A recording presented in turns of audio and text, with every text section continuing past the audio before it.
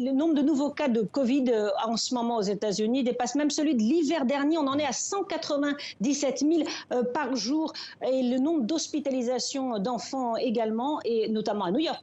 Ou quand le variant Omicron vient subitement jouer les troubles faits. Ne serait-ce qu'aux États-Unis, plus de 60 navires de croisière font l'objet d'une surveillance toute particulière après l'apparition de cas de Covid à bord, tant au niveau des passagers que du personnel. Déjà privés d'éducation dans de nombreuses régions et exclus de la plupart des emplois, comme des feuilletons et séries télévisées, les Afghanes ont depuis dimanche interdiction de voyager seuls. Les femmes effectuant des voyages de plus de 72 km ne peuvent pas faire le trajet si elles ne sont pas accompagnées par un membre proche de la famille. Un proche qui doit être un homme. Après de nombreuses années statiques concernant l'étendue de la vie communautaire, notre objectif aujourd'hui est de doubler la population du plateau du Golan. Si les travaux du TER ont avancé en un temps record, selon la société d'exploitation, le terrain qui devait accueillir les expropriés en 2018 est quant à lui toujours en chantier. On sait qu'il va y avoir de plus en plus de catastrophes, qu'on est sur une pente montante, le GIEC le rappelle.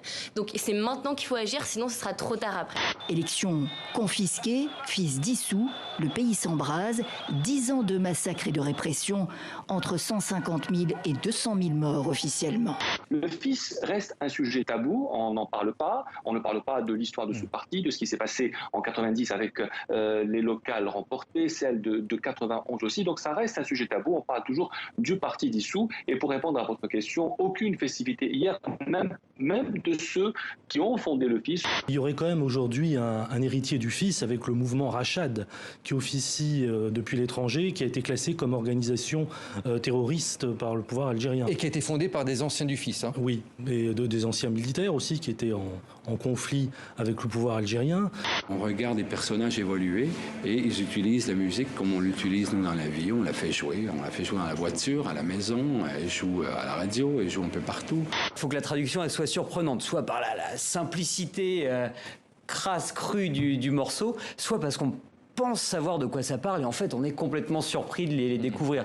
Ouais, c'est 1 pour la monnaie, 2 pour le spectacle, 3 pour être prêt maintenant, va, ça va, mais ne marche pas sur mes chaussures en vin bleu.